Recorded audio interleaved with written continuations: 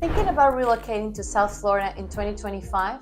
Before you pack your bags, before you schedule that moving truck, there are about 10 things you must know before you make the move. From hidden costs to weather realities to the housing market and what it's like to live in South Florida full-time. I have helped many families make the move, and today I am breaking it all down. Let's go!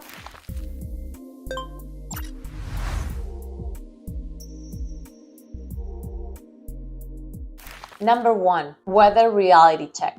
It's not always beach weather here in South Florida. One of the biggest reasons people visit and stay to live in South Florida is because of the weather. But let me break down what it's actually like to live here the whole year around. We are known for mild winters, so you don't need to bring your coats because December to February, which is our winter, the temperatures are between 70 and 80 degrees. Occasionally, we do have a cold front, so for those days, we might get to the 60s or maybe a little lower, but those days I really appreciate it. We do have long summers. From May to October, you can expect the weather to be from 80 degrees to the high 90s. And yes, humidity, it's there. So if you're thinking you're gonna have a hair all well done and all straight and everything, well, think again. But luckily, there is AC everywhere. So AC becomes your best friend. Thinking about relocating to South Florida? Well, do I have the right thing for you? My team and I have actually taken the time to create the ultimate relocation guide. This will save you hours of research, and I have linked it down below. From top employers, top hospitals, top schools, to many more things that you should know before making the move. The best part is that this is absolutely free. Yes, you heard right, 100% free. This guide has been created for you. Just click the link in the description or the top pinned comment. I hope this helps. In the summer, we do have daily rain. So it usually rains in the afternoon. So if you're planning to go to the beach, the mornings, early afternoon, it's always better. If you wait till late afternoon, you might not get there unless you like to go to the beach with the rain. But it's usually a quick pour down. So it lasts a couple of minutes and then sun is out again. The locals call it sun showers. You'll get used to it. Hurricane season starts June 1st through October 30th. The most storms hit from late August to late October. But there's nothing to worry about, really. We always get prepared for the storms, and we know way in advance that a storm is coming, so you can get ready. And newer homes are built mostly now with impact windows and roofs that meet codes. What else? Well, we have endless sunny days. About 232 days of the year, it's sunny in sunny South Florida. So compared to New York, that only gets about 150 sunny days, Chicago can get about, I think 180 sunny days. So now you'll understand why people come to South Florida. So if you need a vitamin D boost, sunny South Florida is a place to be. If you're making the move from up north, it might take some time to adjust to the weather, the heat, the humidity. But let me tell you, you will not be shoveling snow anytime here. So I think it's worth the trade. Snow for sun, beach, and sand. So you might want to leave your snow boots and change them for flip-flops. Hey guys, it's Karina. And as much as I love making these videos, there's something that I love more. And that is helping people from all over the world make the move to South Florida. We have helped countless of families make the move to South Florida. So whether you're making the move next week, next month, or even next year, do not hesitate to contact us. My contact information is right here on the screen or linked in the description just in case you missed it. I look forward to helping you and your family make the move to South Florida. Number 2, cost of living in South Florida versus New York, maybe Chicago and LA. Let's talk cost of living, because this is one of the top questions I get from out-of-state buyers. Here in South Florida, especially in places like Plantation, Fort Lauderdale, Pembroke Pines, your money goes a lot further than it does in major cities like New York, Chicago, or Los Angeles. Let's break it down for you. Housing. In South Florida, the median home price is around $550,000, depending on the area.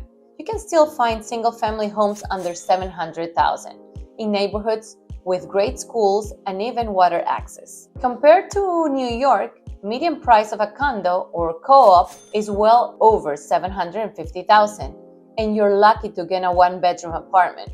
LA, home averages are about $900,000, even in less central areas. Chicago is more affordable than New York and LA, but higher property taxes and older housing stock. What about groceries? Groceries are slightly higher in Florida than the national average, but still much cheaper than New York or LA. For a family of 4 in South Florida, you might get to spend $1,000 to $1,200 a month. In New York, it could be around $1,400 to $1,600 a month.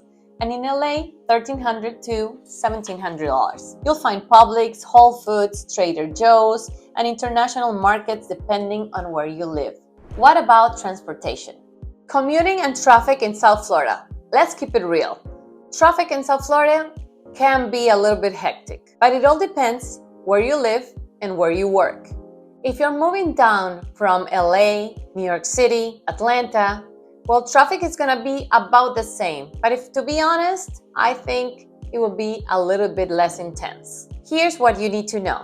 In South Florida, most people drive, so your costs are car payment, insurance, which is slightly higher, gas, currently $3.20 per gallon, but longer commutes and higher gas prices. Compared to New York or Chicago, where you may rely on subway, but also pay about $400 a month, LA traffic a little worse. Now, for the question of the day, for those of you that are thinking of moving to South Florida, where are you moving from? And what is the reason that you're leaving wherever you're coming from for South Florida?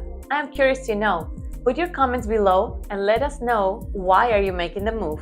Also, if you have any questions or comments, please just leave the comments below and I will make sure to reach out to you and answer any questions you may have. Or even better, text me, call me, or send me an email. All my information will pop in the screen. Public transportation exists, like Brightline, which is amazing from Miami to West Palm to Orlando, and soon it will take you to the Tampa area. Peak traffic times are from 7:30 a.m. to 9:30 a.m. and 4:30 to 6:30 p.m., especially on I-95, the Turnpike, and I-75. If you live west, like Weston or Southwest Ranches, and work east, like Fort Lauderdale or Miami, be ready for a 30 to 60-minute commute, depending on the time of day. That's why so many of my clients choose to live closer to where they work, or even go remote. More and more buyers ask me for homes with an office or flex space. And of course,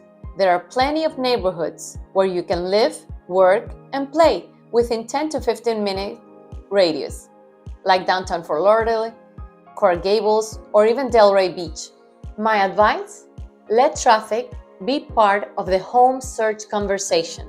Let's talk property taxes. And this is a big one if you're coming from the states like New York, New Jersey, or Illinois. In Florida, the average property tax is about 0.9% to 1.99% of homes' assessed value.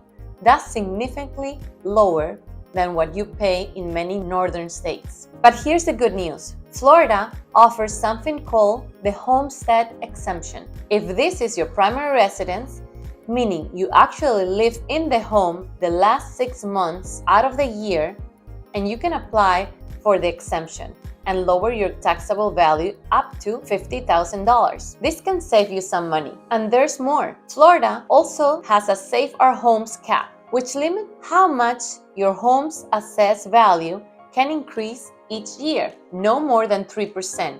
That means your taxes stay predictable, and even if your home value goes up, this is huge if you're planning to live here long term. Let's talk about school districts. You gotta know where you're buying. Whether you have kids or not, school districts still matter when buying a home in South Florida because they often influence home values and future resale potential. Homes in good school areas always tend to keep a better value and also sell faster. So Even if you have kids or do not have kids, it's a smart move either way. So let's start with Broward County, which includes cities like Weston, Cooper City, Plantation, Pembroke Pines. Broward is known for some of the highest rated public schools in the state, especially west of I-State I-75. Here are a few that stand out. Weston, home to A-rated schools like Cypress Bay High School, very family-friendly, planned community vibe.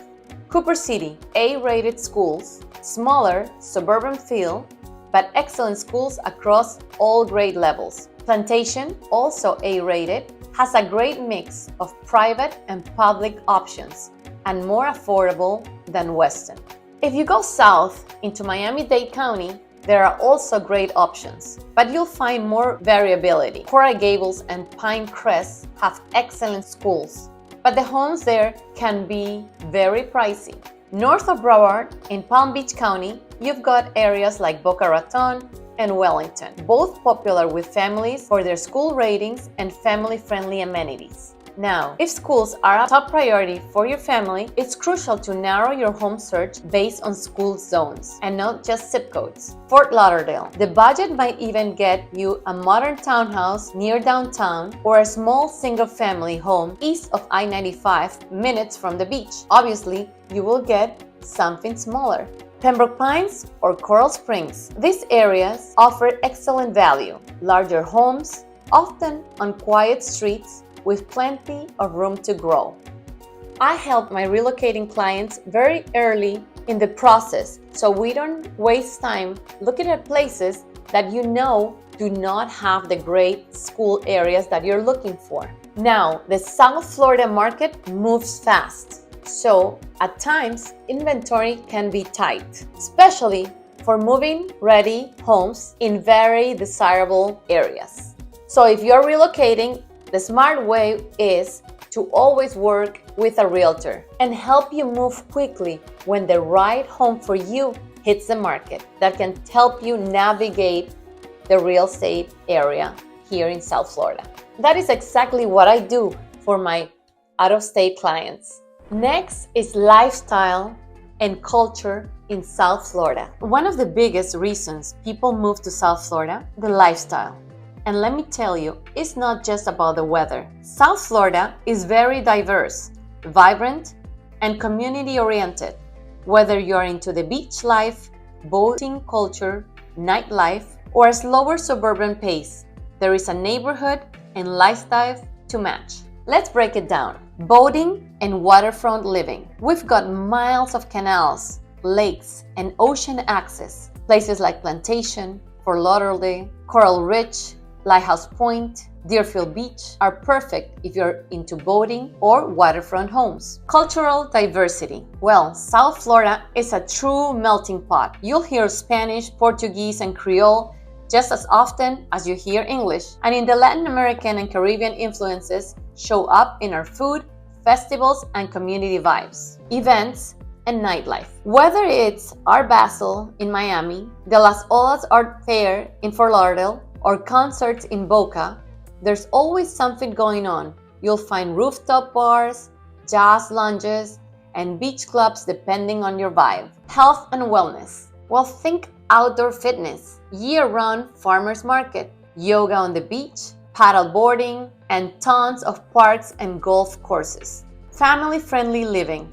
Many suburbs like Weston, Coral Springs, Cooper City, Parkland offer quiet streets, gated communities, A-rated schools, and tons of parks and after-school programs. So whether you're retired, a remote worker, or raising a family, the South Florida lifestyle lets you live outdoors, stay active, and be surrounded by culture.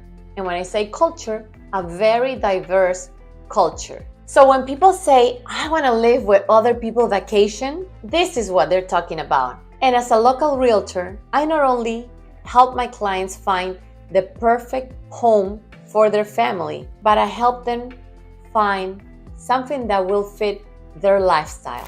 I always ask my buyers, do you need to be closer to work, closer to schools, closer to the airport, or are you planning to work from home every day or most of the days? That answer will help me guide you to the right neighborhood, one that fits your lifestyle and your schedule.